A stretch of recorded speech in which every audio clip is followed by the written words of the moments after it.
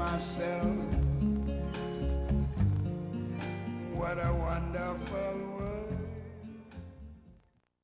Data producers in the amount of $51,839. Application 940062, Atlas Processing Company, in the amount of $6,424,413. Application 950061, BASF Corporation, in the amount of $1,496,096.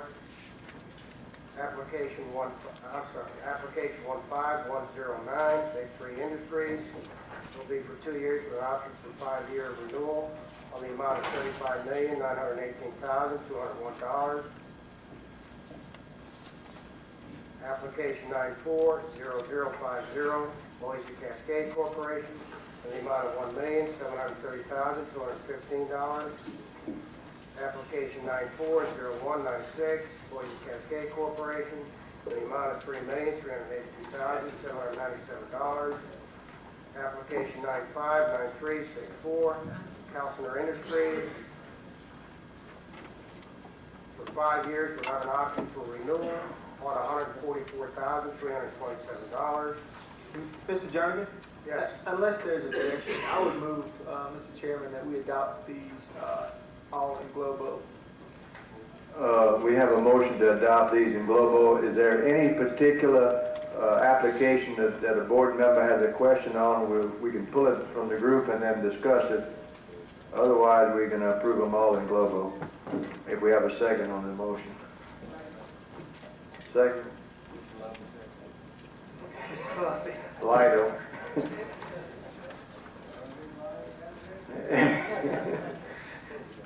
Mr. Chairman,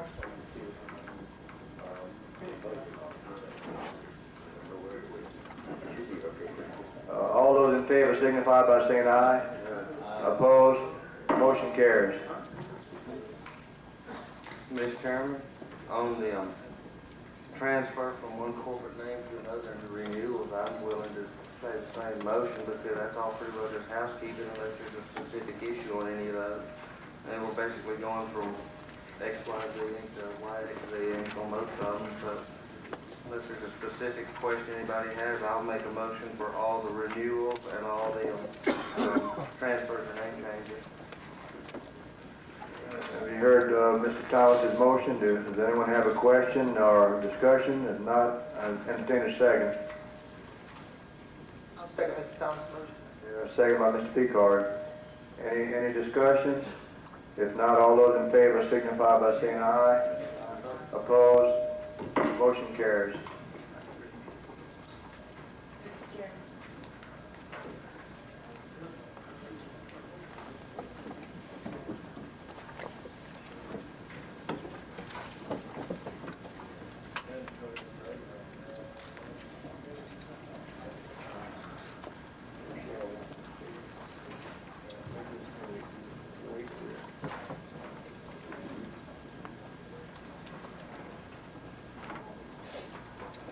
Rochelle? It says see attached, but I don't have anything attached to I did. And I think Sonny did too.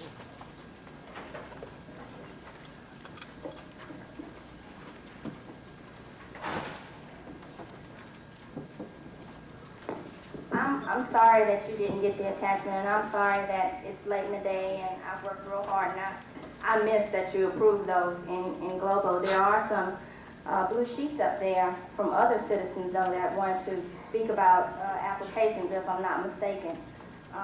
the only thing I have that hadn't been taken care of is this Bayou Steel.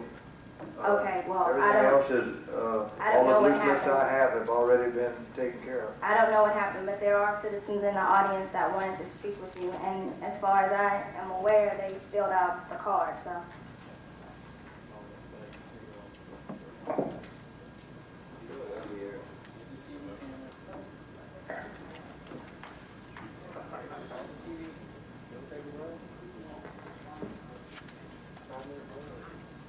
No, we have a number of people here that have short confused on their time schedule, so we need to go I will, forward. I will make this brief.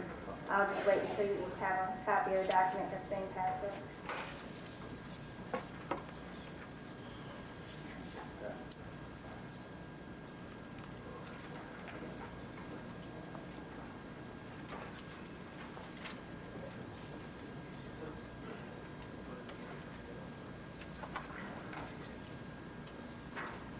I would like to first say that I applaud the efforts of the staff and the secretary and the governor in going forth with the appeal on the Rule 1 decision.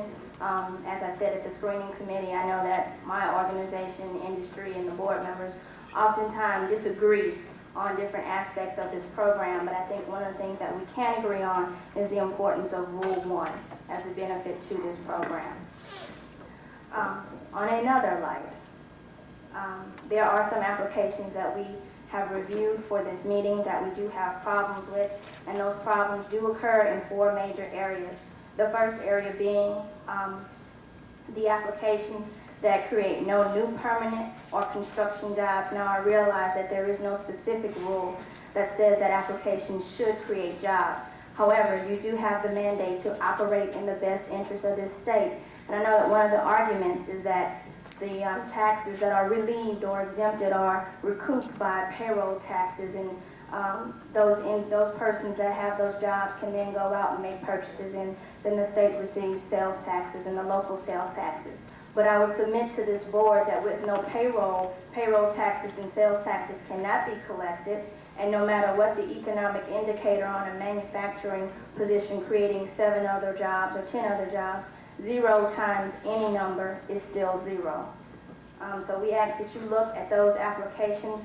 There were those 12 applications, or $2.1 million in tax relief. In addition, 80% of the purchases by those companies are not made in the state of Louisiana. 80% of their investment is outside of the state. So I think the board should take that into consideration.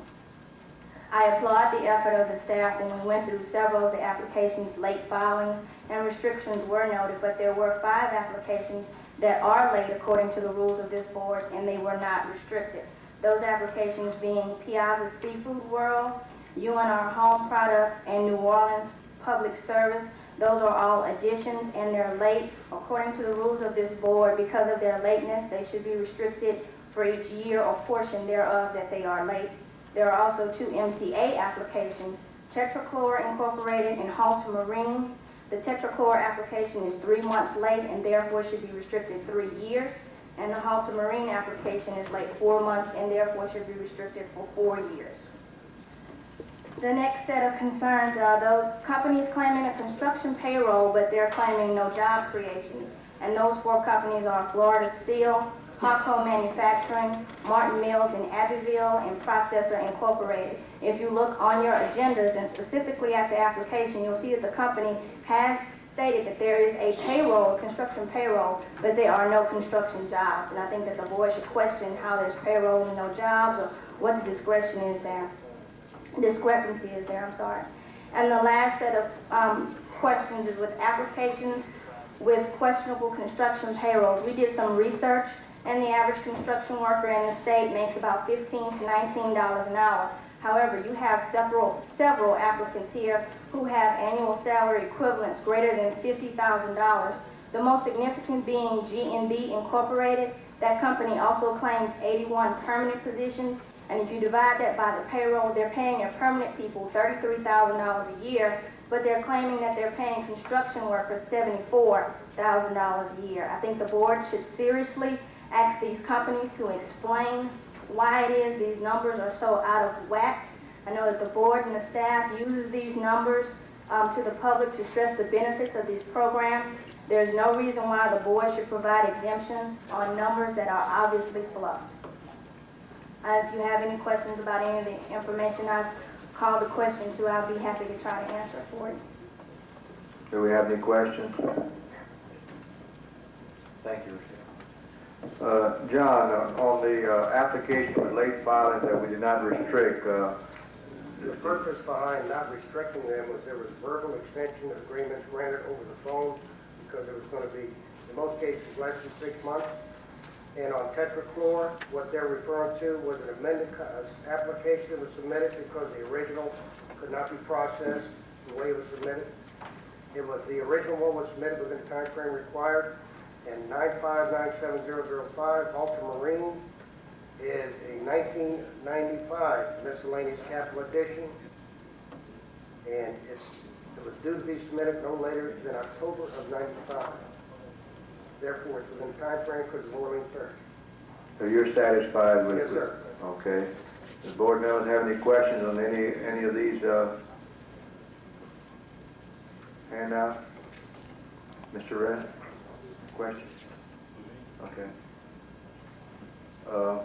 John, is there any other item on your list? Well, some of the other items, like General Motors Corporation, there was different phases relative to that application, and I added all the jobs they created in one of the phases, so I can't reflect them in the other three phases, because that'd give you bogus figures. For that particular project, it did create more than 40 jobs. But it's just this phase did not reflect any of them. Okay, thank you, John. Is there any other information that you need to give us? Silocaf is the same thing. This is one of 4 phases for Silocaf. It created many jobs.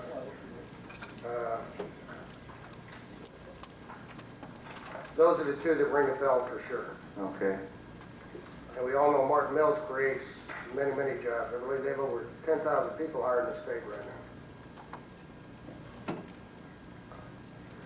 Have we taken action on all items under the industrial tax exemption program? Yes, sir. We need to find out who's eating those blue sheets, because you're the second person that has been filled out, but I mean,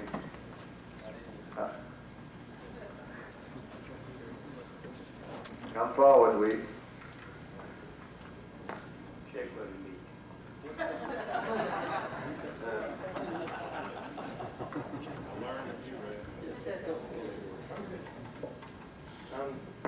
My name is Dan Mills. I'm with the Coalition for Tax Justice. You're getting a handout here.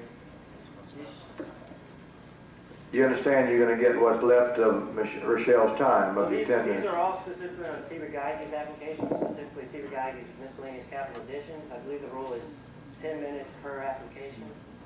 So, No, the rule is 10 minutes period on, from a, per company.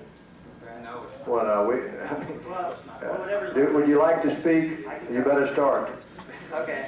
The first thing on there is a question on the time limit. We'll skip that.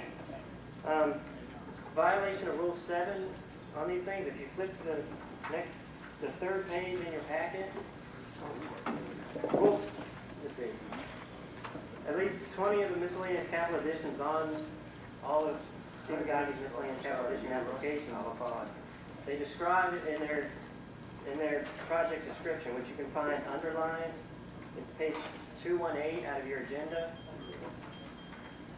They say either replace or replacement of an item. If there are replacements, they're supposed to have the original cost deducted. None of these applications have any restrictions on the original cost replaced. Some of the more blatant ones are what I gave you as an example. This replace tool room shelving, if they're out-of-state expenditures only on that were $15,000. We didn't have access to the in-state, but they spent $15,000 out-of-state that is included in their investment. There's no mention of what the original shelving cost. On the other side of that page, if you have everybody on that page? On the other side of the page, it's page 185 from your agenda. There's replace WCG FFS machine. I'm not a chemical worker, but I'm not sure what that is. But anyway, well, I copied the wrong page. It's been $146,000, I believe, out of state, and there's no mention of the original cost of these items. Until if Seaver Geigy is here and they can state what the original costs were, maybe you can approve them today. Actually, you've already approved them, so that's a new point. But if they aren't here and you hadn't already approved them, I would say you definitely need to find out what the original costs are and defer it until the next meeting.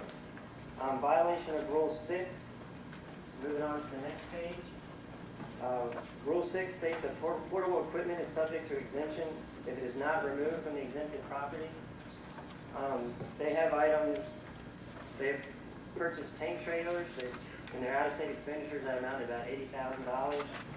On Textron Marine and Land Systems application, which you'll find on the back,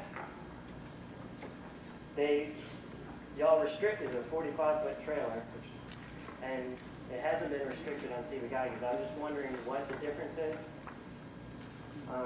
There are other examples that I brought. I'm not sure what my time situation is. So I want to bring up violations of Rule 5, which is office furniture and equipment. Rule 5 states that office furniture and fixtures are eligible for tax exemption only when they're an integral part of the manufacturing operation. On Sivagaigas application number 946002, they have a $910 foldable chair, and they have a computer equipment for their public relations department. If y'all consider that an integral part of their manufacturing process, that's your decision, your board.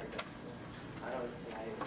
As far as furniture, anything, if an administrative building is on the plant site of a manufacturing concern, it is considered an intricate part of the manufacturing concern. Thank you, John.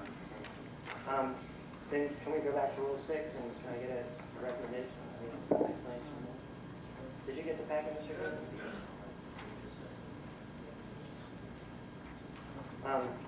We have the trailers. These are tank cars.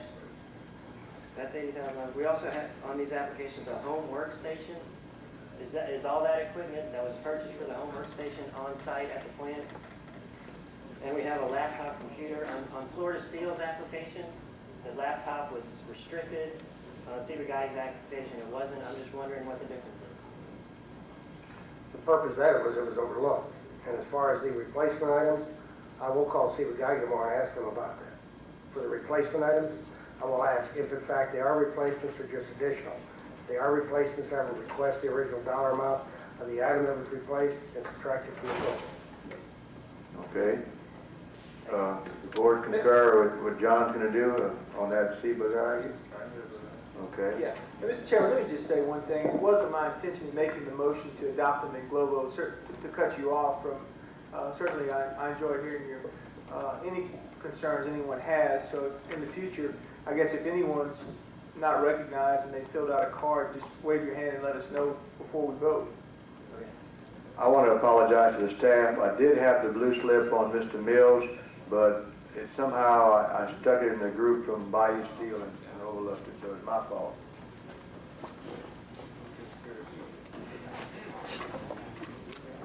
Okay. John, is there any other item that we haven't voted on industrial tax? Well, one more item I'd like to bring up is when they mentioned the companies that mentioned there was a construction payroll, but there was no construction jobs created. That's because they were done internally from the company, from within. Therefore, it's a bogus figure if I arbitrarily put a one-person construction job in there because it did not create an additional job. There was a job that was already getting a salary. Okay, thank you, John. Under old business, Bob, would you care to come forward this time? Skip, are you still here? Okay.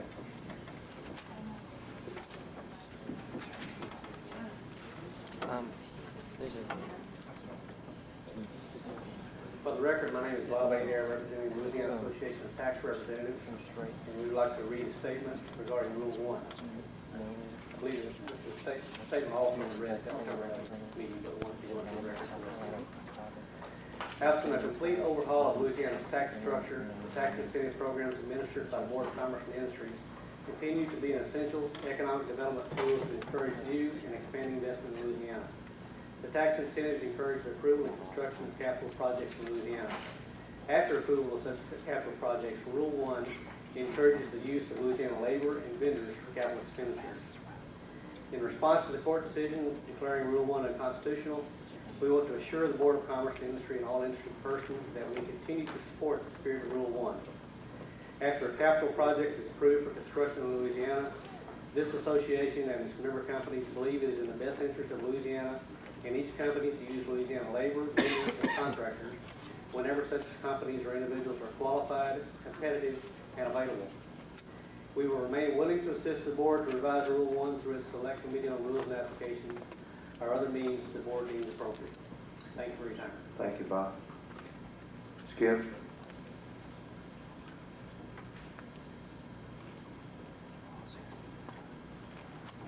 My name is Skip Smart. I'm representing Louisiana Industrial Development Executive Association, and I would like to read a brief statement regarding Rule 1 on behalf of LIDEA. LIDEA, the Louisiana Industrial Development Executive Association, is committed to securing new and additional capital investment for Louisiana and to achieving a maximum positive economic impact for the citizens of our state. In that regard, LIDEA has consistently supported the spirit of Rule 1, encouraging the use of Louisiana products and labor in realizing these capital investments. Notwithstanding the recent court decision regarding that Rule 1 is unconstitutional, LIDEA will, as in the past, encourage all providers of capital expenditures to use Louisiana products, services, and labor to the maximum extent possible. We believe that this approach makes every sense from every perspective, and LIDEA remains committed and available to work with the Board of Commerce and Industry to pursue the spirit of Rule 1. Thanks. Thank you, Skip. Is there any other old business to attend to today? If not, we're going to move to new business. Bayou Steel people have, who's going to speak for Bayou Steel? May I say something? Yes, sir, Kevin. Before we start, I just wanted the committee, the board rather, to know that I received, and I imagine everybody on the board received a petition signed by most, if not all, of the elected officials in the area, advising us of some fairly serious breaches in both OSHA and environmental concerns. So for that reason, I took the liberty of placing it on the agenda so that we could take a look at it today. And I think that it'd probably be in order to listen to what they have to say and then proceed from there. Thank you, Kevin. My name is Julie Richard Spencer, and I'm the attorney for the Steelworkers Local 9121, and I'm going to speak in part on behalf of the Steelworkers very briefly. The Steelworkers have come before this board on many occasions in the last several years seeking either a rescission or a suspension of the tax abatement issued to Bayou Steel. And on many of those occasions, I think most of them, this board has seen fit not to grant the Steelworkers' request. And in my estimation, part of that has come from what I think has been somewhat of a misunderstanding of what this board's purpose is. As I appreciate the board's purpose, it is not that these corporations have entitlements to these tax breaks, and I think all of you would agree to that. This is not corporate welfare. You guys give tax breaks, the members of the board give tax breaks to good corporate citizens. And the contention of the steelworkers has always been that Bayou Steel, put quite simply, is not a good corporate citizen. Now, what does it mean to be a good corporate citizen? The position of the steelworkers is that if you're a good corporate citizen, you do two things. Number one, you provide a safe environment for both the community and your workers. And number two, that you seek to increase the number of employees in the community. And that those are the two things that you as a board look to attempt to determine whether or not a tax abatement should be given. Now, the contention of the steelworkers has been that Bayou Steel has not done either of these things. And most importantly, that Bayou Steel is not an environmentally sound neighbor. You have expressed your own concern with that. In December of 1994, this board made a decision that if Bayou Steel was found to be in serious violation by OSHA or the DEQ, that you would rescind their tax abatement. Now, at a subsequent meeting, you made the decision that the violations that were found by OSHA were not serious enough. And what we are coming forward today to ask, and what the petition signed by the political officials asks, is that you allow us to present you the full evidence on the seriousness of the violations. And I think, in all fairness, that you have not had an opportunity to hear the position of the steelworkers and the position of the experts retained by the steelworkers to do environmental studies to determine and show the violations and how serious they are in fact. We have put together a pamphlet for each of you, which I'll ask that it be distributed.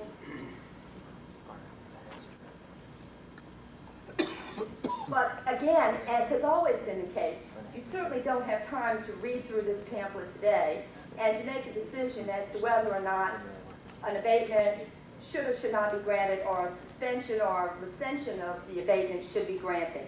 So what we are asking, and I think it is a reasonable request, in light of the seriousness of the allegations, made not only by the steelworkers but by the political officials in the area, that you grant an opportunity for the steelworkers to present their entire case. By within the next 30 to 60 days, granting a hearing just on the issue of Bayou Steel and whether or not the environmental violations are serious enough to justify a recension of the abatement. Now, I'm not going to speak any further because there are others who wish to speak. Most of the political officials who signed that petition that you received are here today to show their support for the statements that we are making, and to show their support for the fact that this needs to at least be looked at by this board in a more thorough way. And I'm going to cede the floor to one of those who wishes to speak to you, Representative Joseph Ricardo.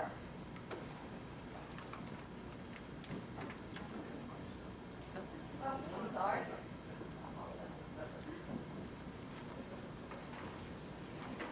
First disclaimer, I'm not Representative Joe Carter, I'm Senator Ron Landry. They had me too. Mr. Chairman, members of the board, I'll make my comments brief. I'm the senator for the district where Bayou Steel operates.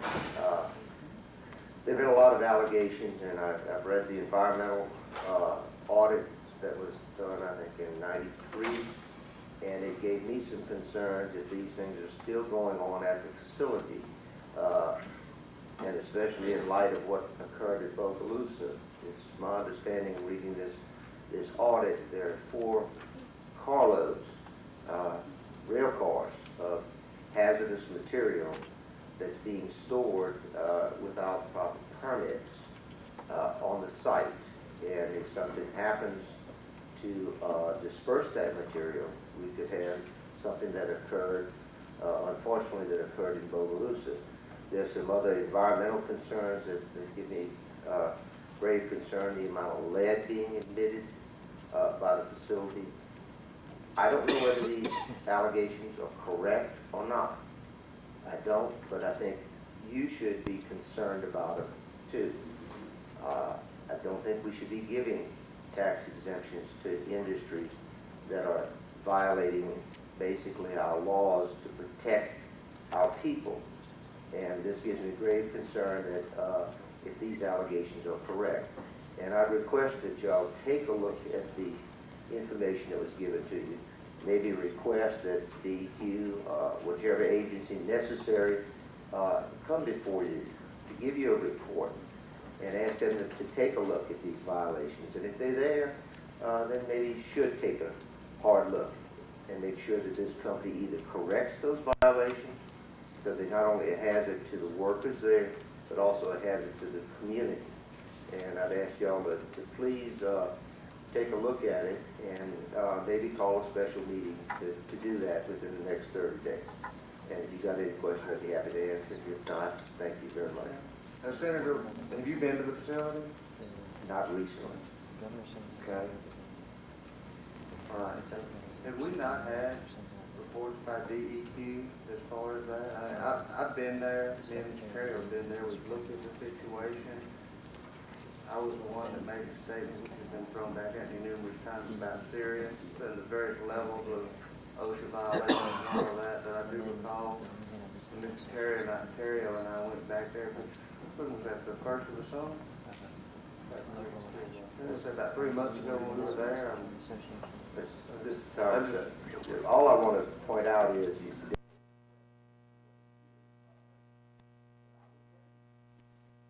four carloads of hazardous hazardous materials being stored at a facility without a permit, I call that serious. If that is correct, I call that serious. And maybe you might disagree with me, but that is serious in light of what happened in Bogalusa. Not debating the point with you. Yes, Kevin. Ron, I agree with you. That's why I thought that this ought to be back on the agenda. You are aware, and I know Joe is aware, of the fact that we've spent literally months looking at the situation. This seems to be a new set of charges, and I think that, as the attorney pointed out, that we now have this material here. Possibly the best course of action for us would be to go ahead and digest this material, and Mr. Chairman, at some point in time, that you would then we would defer action on this today, and until you were prepared to call a meeting, or either that or work through a subcommittee. I don't know what you want to do, but I think that, as Senator Landry points out, it would be a real tragedy, and I don't think any of us want to have that on our conscience. If something happened down there, and then these charges were valid, and something we didn't know about, but we were warned about, and we had a tragedy, we would certainly feel very, very bad about it. So I would suggest then, that if you want in the form of a motion, that we defer action today on this matter, then we rest at the call of the chair to come back in and consider the matter when we've had a chance to look at it, and also when the regulatory agencies had a chance to look at it. I think that's about what you're asking, isn't it, Ron? Yes, Kevin, that's basically it. I don't know if you've got a copy of this. I tore off the back sheet because I had some notes on it, personal notes, but I don't know if you have a copy of this environmental audit, but I'd like to submit this to To be honest with you, what's happened here is we're kind of in the middle. And the other agency, the DEQ and OSHA, they have policies which they follow, which gets them out of being in the middle, if you know what I'm talking about. They're reluctant to really take a position, if you want to know. But this is what the problem I think we all had. We just couldn't get them to. They'd say, "Oh well, we looked at it and we see no serious violation," or something like that. That was the report, the first report we got back. Then it's, "Well, were you willing to go on record and say that?" Well, you know, we just don't want to get in the middle. And let's face it, there is a very, as you know, there's a labor dispute down here that's very bitter and very. This just refers to the box cars, to the rail cars. I personally have. Which I don't know whether y'all have this information. I have not. And so I'd like to submit that to. It's not in here. Yeah, I was going to suggest, Secretary Riley, if you're going to follow the suggestion that was made by the Secretary Riley, that you defer it, we would like the opportunity to submit perhaps even more information, which would include this environmental audit that speaks about the rail cars that Senator Landry has spoken about. Well, why don't we do this? Why don't you provide that to the staff? The staff will Xerox copies, or if you provide enough copies for the board, and you can mail it, the staff can provide you with a name and address of each board member, and I would appreciate it if we could mail it to each board member and give us a couple of weeks to digest it, and then I will call a meeting to have with nothing on the agenda but this item. Thank you. Mr. Chairman, is it? Yes, Mr. Leach. Mr. Chairman, I appreciate what has been stated here, but I'm waiting for the wise old man to speak, and now he's approached. I say that we give him opportunity. Well, I know his training. Those senators, they do things funny ways. I'm the real Representative Ricardo. I know who you are, and I know that over where you got trained, we did the work. Yes, sir. Mr. Lee, perhaps only So this. I would ask that Ricardo be allowed to speak, someone who is accustomed to working. Let me tell you this, my senator works very hard too. Senator Landry is a hard worker. I agree, because he voted for most of my bills. But Mr. Leach, perhaps only you and Kevin Riley know the troubles that representatives face when trying to represent the wishes of the community.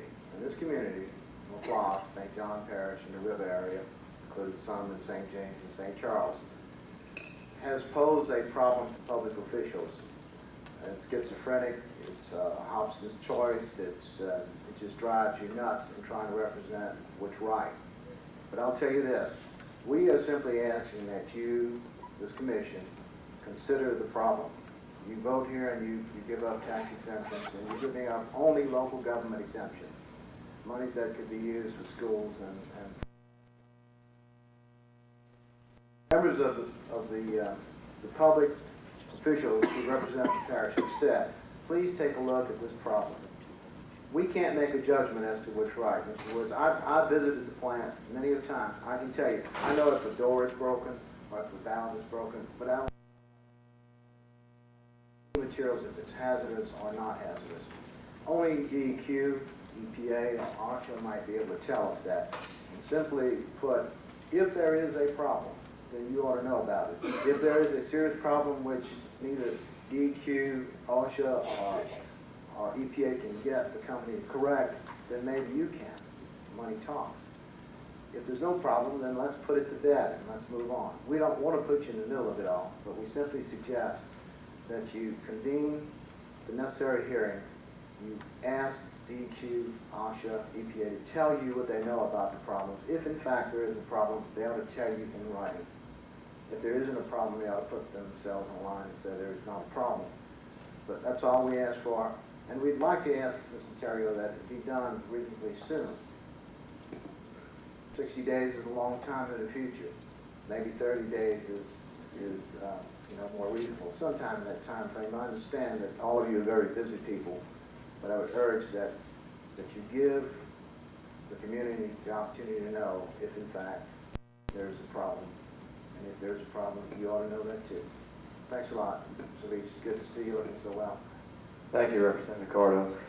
If Mr. Riley's motion passes, I would recommend that the staff provide DEQ, EPA, or whoever with a copy of what's submitted to us so that we can, before we get together, I'd like to have a written response from them. I agree.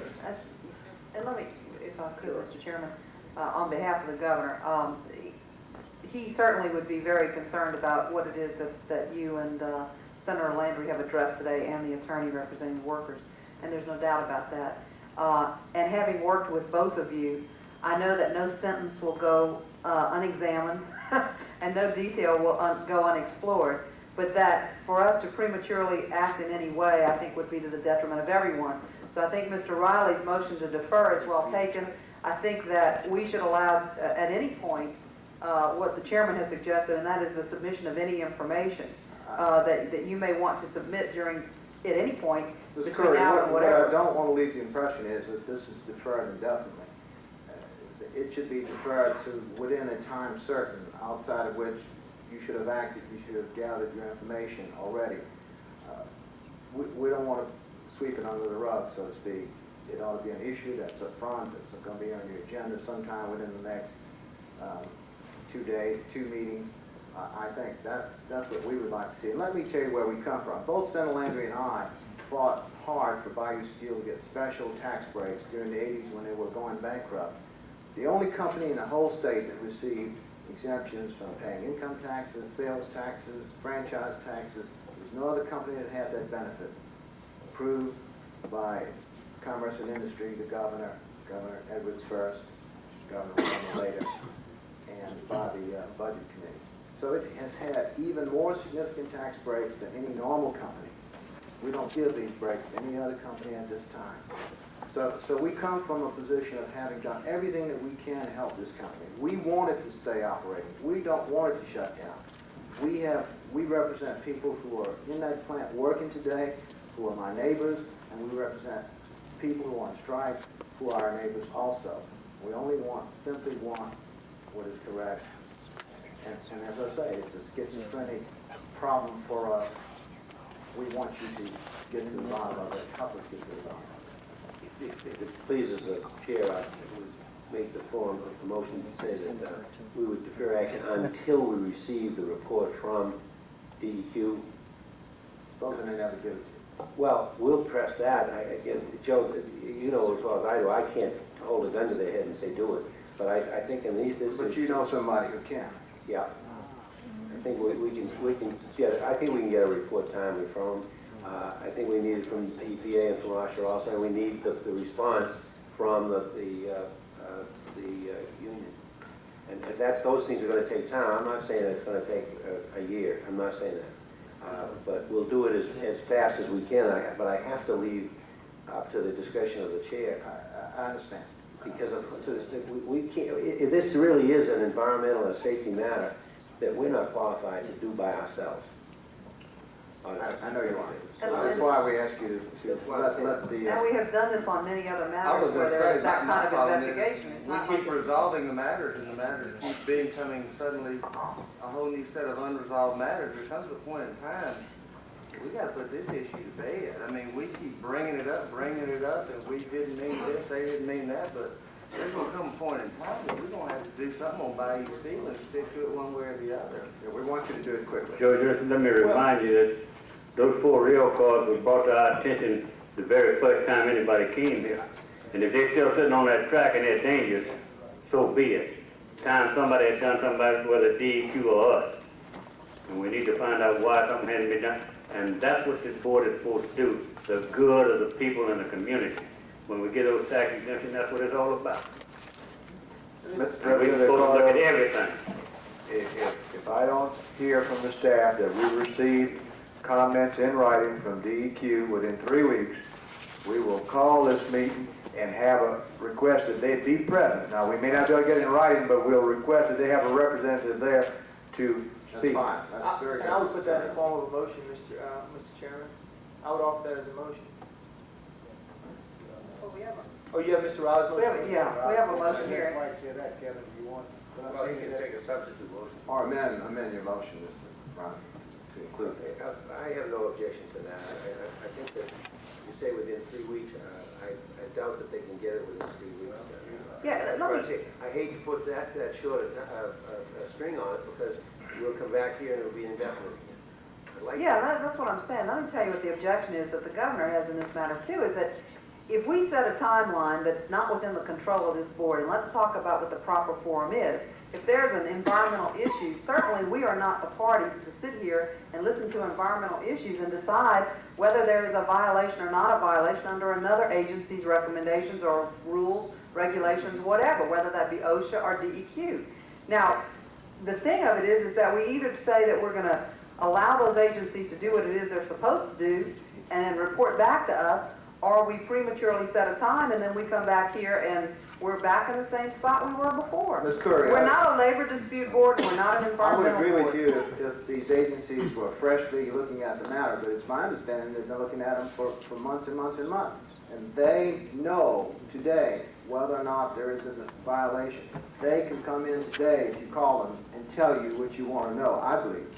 If they don't know that, they need to tell, I think, Mr. Terrio, what the time frame is in which they can comment. Right, Connie, I think, and the purpose of my motion was that I was under the impression that DEQ or EPA has conclusive findings. If they don't, well then, I don't think we should be in a position as an environmental judge. We should hear what they have to say, and if we so decide, act upon that. But the purpose of my motion was to get those conclusive findings from those environmental regulatory bodies. And if those don't exist yet, They'll tell you that they don't have them, and then that's a finding, that they still haven't reached a conclusion, and that what's been said in here is not exactly accurate. I think that's what we as state representatives and senators and public officials want to know. It's something you ought to want to know too. Is there anything new that they do not have now that you need to submit to them? I don't think we do. I think they have everything they need. Just let me remind you, if something happens to one of those tank cars, it's not just going to kill union people down there. That's not the only people that live down there. Well, now, Red, with all due respect, none of us are saying that. What we're trying to get at here is what it is that we need to do. Well, we're not saying in that order to either. help you We're out. saying I mean, that none of us are saying that. There's evidence that's been brought to the attention of public officials that there's an environmental problem dealing with radioactive materials in 4 tank cars, which DEQ constantly temporarily permits and they've been there for 6, 7, 8 years.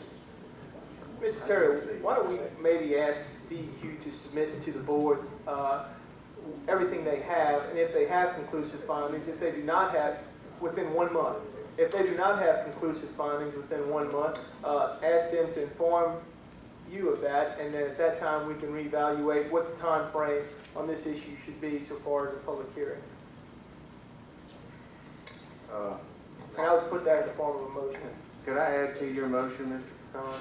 My motion is to direct, I just, add to it, I'm sorry. I would just like to say, everything everybody's got to submit. I mean, there's people out here that have been here at meetings every other month for as long as I can remember, and every time something happens with Bayou Steel, the next meeting, they suddenly come up with something that did not get done. Submit what you got, and let's get it all out on the table, and let's get this issue put to bed, one way or the other. But let's quit saying, okay, well, by God, they've approved it this time, we better pull out this dog right here and throw it at the next meeting and keep deferring and say, let's approve this thing, or let's not approve it, and let's go to I agree, Bayou and that's Steel. the reason I've only been here for 3 months, and this issue's lived long before I've been on this board.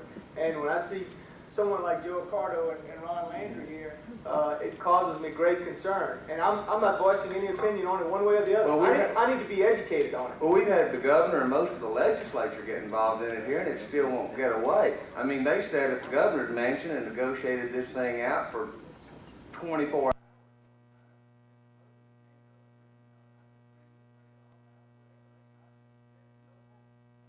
Let's just approve this thing or disapprove it, but get it done. That's fine, let's do it quickly though, that's the only point, Mr. Wood.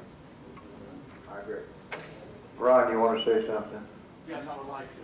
Oh, come on. Question to Mr. Thomas. We gave you documents on all the OSHA citations and everything you needed. And when we went to Shreveport, you hadn't even distributed the information. We've contacted the DQ over and over again, and as much as yesterday, they cannot find files on Bayou Steel. Bayou Steel's files are disappearing. So don't sit here when you're talking about the daggone meeting that the governor has nothing to do with the tax break. And you are not certified to go in that plant and say what's safe and unsafe. The gentleman, he even admitted he's not qualified. So the DEQ and the EPA have said what they had to say, and those reports are out. In OSHA, and you've gotten most of that information. Let me ask a question then. If the labor issue or whatever was discussed before has nothing to do with the tax exemption, in the back of the packet that was given to us are newspaper articles talking about pay benefits, talking about the strike, talking about grievances filed by the USWA. And maybe the grievances was filed because Bayou Steel went out and hired out-of-state contractors when people were laid off. But my point is that obviously that does have something to do with what you're presenting before this board. Or we wouldn't have had these Correct, packets. but the meeting at the governor's mansion has nothing to do with it. I'm just simply making the point that everybody in various forms of state government has been drug into this, but it still comes on our shoulders to be the ones to be the judge and jury, and as we've all said, including yourself, if this is an OSHA matter, this is a DEQ matter, then why aren't we letting OSHA and Let me remind DEQ you do what they something. need to do? You are the board that asked the DEQ to do the investigation, and you didn't even wait for their results, and you kept granting Bayou Steel tax break. You deferred them the first 2 times, you came back and you gave them the tax break. And I'm starting to wonder why. You need the information? Get Bill Petrosky to give you the information. The federal EPA has turned over the documents to the DEQ. Now you answer me why when we go to the DEQ for records, Bayou Steel's records are the only ones missing. Now there's some serious things going on. And yes, the unfair labor practice has a part in it. Families are being destroyed. You should not grant tax breaks to companies that do not create jobs or keep jobs. They're bragging and running with 10% fewer people. The National Labor Relations Board has ruled that the company caused a strike and put 200-something families on the street. So yes, it is a part when you're granting millions of dollars. I sit here all day and millions of dollars are being granted. There needs to be more investigation into these companies. And if it wasn't serious, our representatives wouldn't be here today. You need the information. The DEQ, the EPA has that information. And we are ready to provide you whatever else you need. We gave Mr. Thomas the information on OSHA, and he didn't even bother to give it to you people. When we went up to Shreveport, we almost didn't even get to talk. But we gave you that information. Mr. Chairman, I would offer my motion to see if it... We will, let me just finish. We will resubmit all the documentation to each and every one of you through your staff. Okay, now, first we had a motion by Mr. Riley, and then we have a motion by Mr. Picard And then Mr. Thomas said he wanted to expand Mr. Picard's motion. Now, we never got a second to Mr. Riley's motion, so Mr. Riley, is it safe to say that? Okay, so Mr. Riley has deferred to Mr. Picard. Okay, do you want to restate your motion? My motion is simply that the chairman, yourself, request all information which DEQ and EPA has on this matter, and ask them to provide you with a response if in fact they have nothing to submit at this time. And at that time, we will reevaluate whether or not we have enough information for a special meeting. So that's my motion. Connie? Well, let me clarify what your motion is, if I understand. Basically, it's a motion to defer and for us to consult with DEQ, and then at some point decide whether or not we need to have a special hearing. That's right. For us to have an answer from DEQ, hopefully in 30 days, as to whether or not they will provide us information, or whether or not they will give us some sort of timeline as to when we will have information. That's my motion. We have a motion by Mr. Picard. Yes, Mr. Leach. I would ask Mr. Picard to consider an amendment to that. I appreciate what he's attempting to do. I think the consensus of the board to defer it and one more time try to have some definitive answer from the regulatory agency who have the authority to look at this information, make their inspections, and they allegedly have the expertise to decide if there are violations there.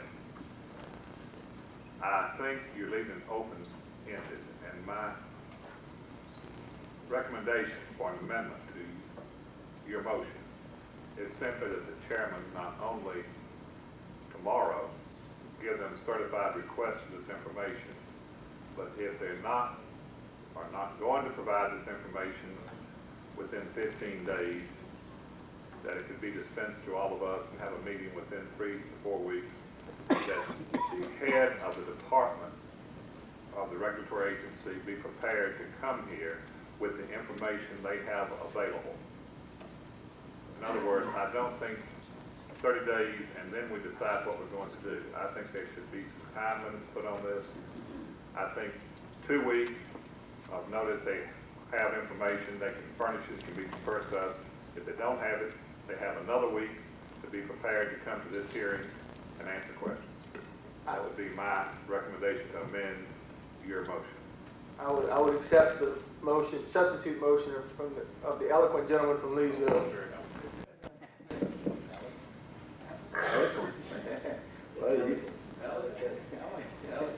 Say elegant, eloquent. Okay, so now, Mr. Leach, in your motion, or substitute motion, did you mention anything about the information that the union people said they want to submit to DEQ, some additional information? They do not want to? I would state that if there's any information that has not been submitted, the union and other people know very well how to have that before DEQ in the morning at 8 o'clock in a manner that they would sign for it and they could say it has been presented. I don't think this board has to tell anyone how to present something to DEQ when they have able counsel, which we have seen here today. I think that's correct. If I could, Mr. Chair, in that form, I could go along with that. I think that would allay your fears, Mr. Accardo, that DEQ would not have to do anything. That's fine. You're just right.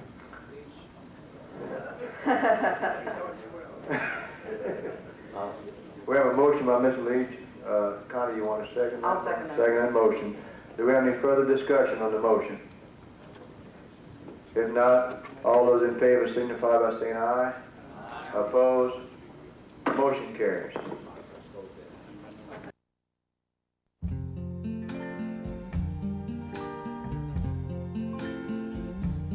I see trees of green, red roses too. I see them bloom for me and you. And I think to myself,